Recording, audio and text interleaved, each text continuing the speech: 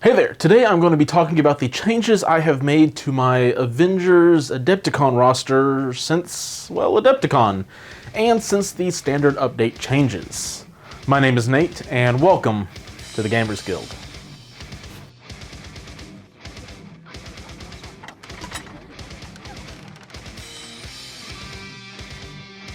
So I have had a few people ask me about how I have approached some of my rosters after the card changes with the standard timeline events. And so while I will absolutely be addressing those changes, I have, as any mad scientist does, also continued to tinker with my roster of characters in hopes of finding new synergies and powerful combos.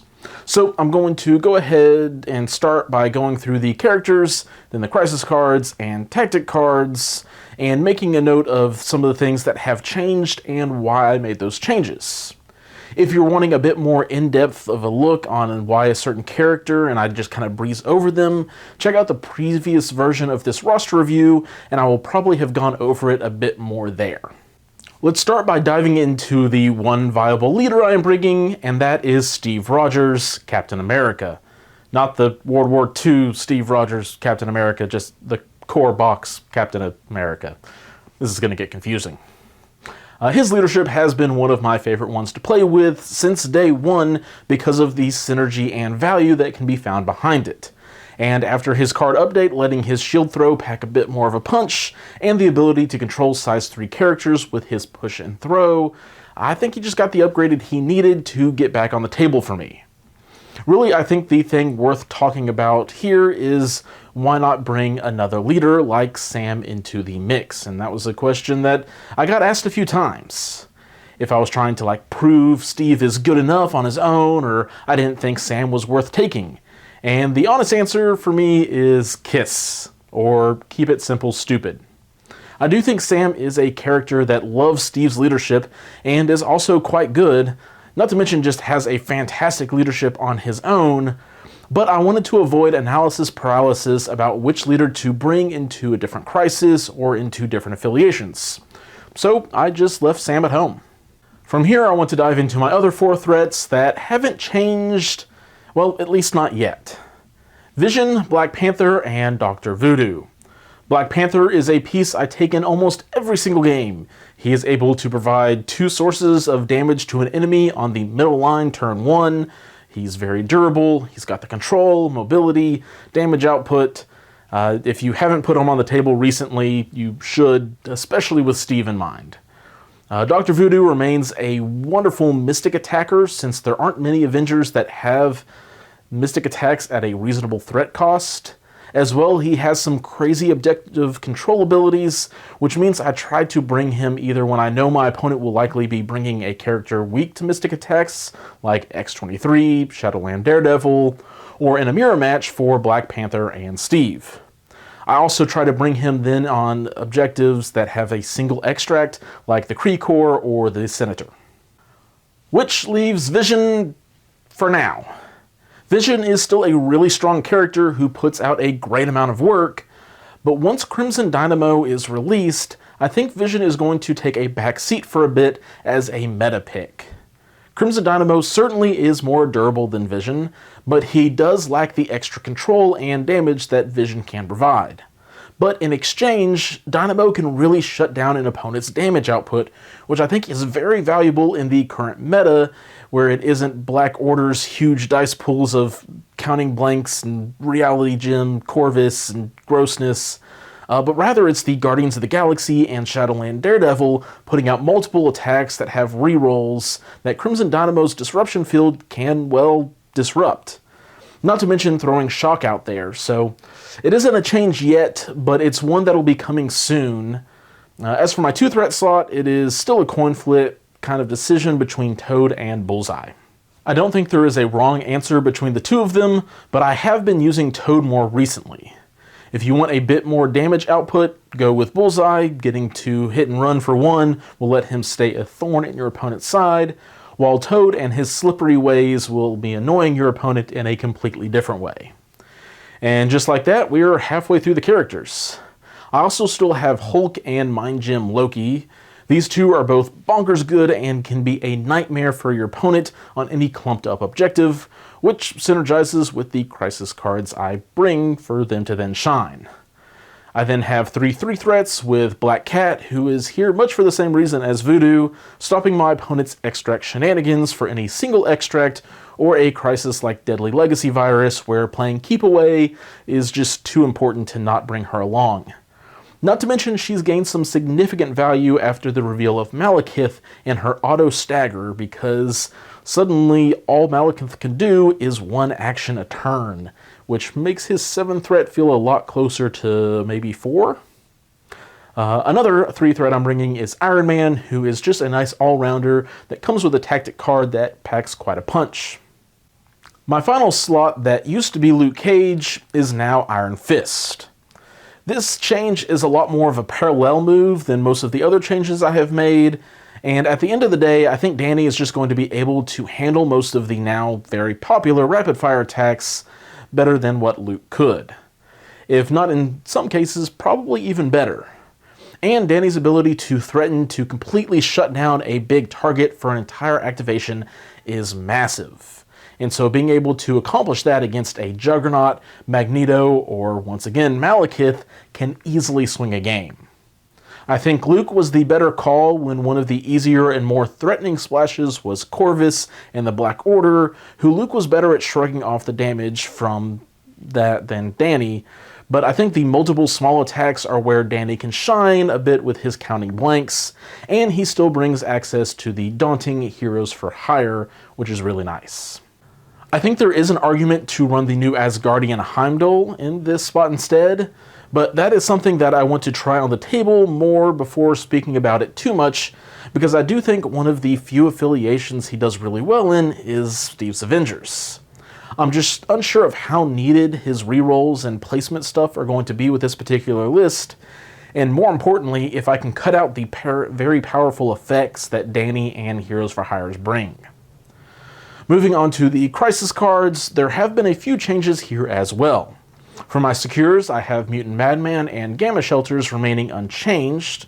The Avengers have a lot of 4 physical defense characters, and many are easy to put into action on the Mutant Madman layout. And Gamma is a place where a team full of control effects and damage output can really just shine, and this roster brings a bit of both of that. I did swap Spider Portals for Extremis consoles.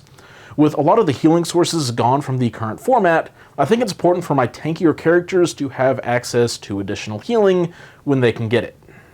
Black Panther and Steve getting to heal a bit while they are counting blanks is just so valuable. And likely I won't be playing teams that will benefit as much from the consoles, because a character like Black Panther getting to heal 2 and a Shuri or Valkyrie getting to heal 2 are different levels of valuable in my opinion. Additionally, I don't think Kingpin is as big as a threat as he once was in the meta, and even if he does come up against me on this crisis, there are still plenty of ways to move his characters off of the points I want. For the extracts, I have kept Research Station, much for the same reason as Gamma, and kept the Montesi formula because it synergizes so stinking well with Iron Man and Black Panther, but I have unfortunately taken out Hammers because it's just too good for the other lists at the moment, like Shadowland Daredevil's Rapid Fire teams, and I'll be talking about that roster very soon. So in place of Hammers, I have really just all bad choices. Spider Infected can be kind, but they can also be cruel depending on what you roll. Any team that has some built-in durability isn't going to be a fan of the Cosmic Cube fragments, not to mention that since Steve's team is so power efficient, I don't like a power-starved opponent like the Web Warriors getting access to more power. And from there, it's single extracts and Deadly Legacy Virus, which is just a really nasty one for a Criminal Syndicate player to pull. And then there's the, of course, once beloved Hammers.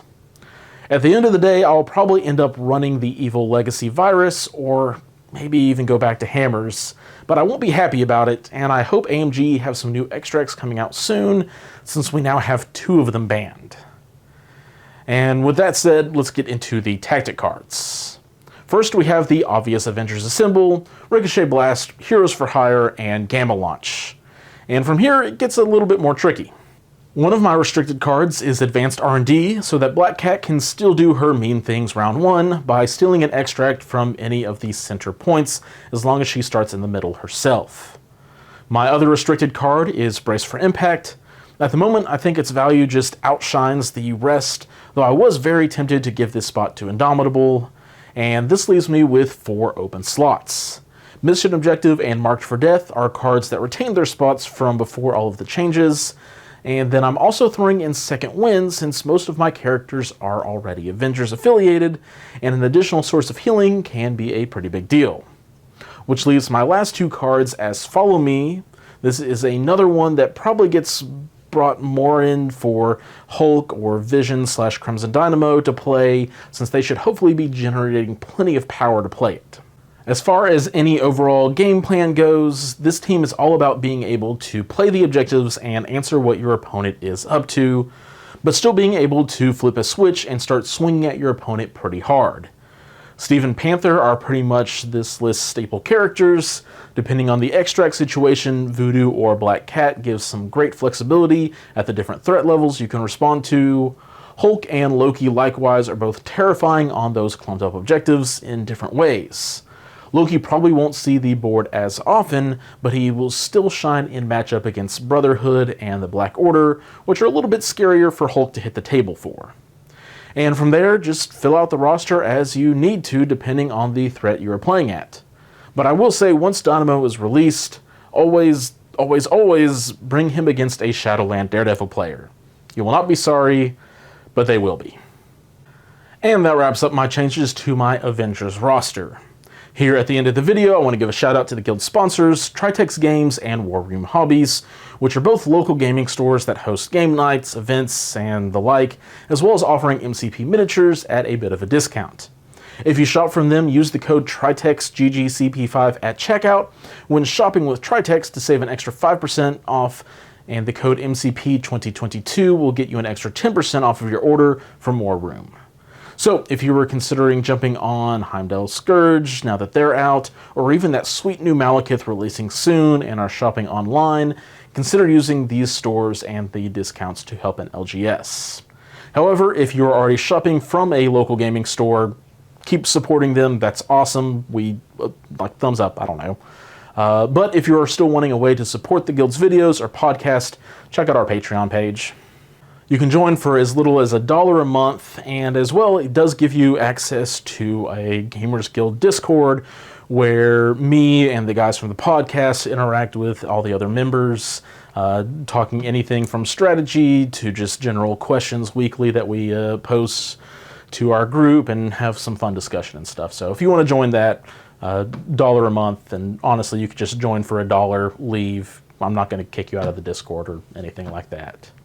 But I will say real quick, thank you to all of the members of the Guild Hall who are supporting what we do here. And the new project that will be coming to fruition sometime next month, the 3rd anniversary of the channel, is completely and utterly thanks to that support.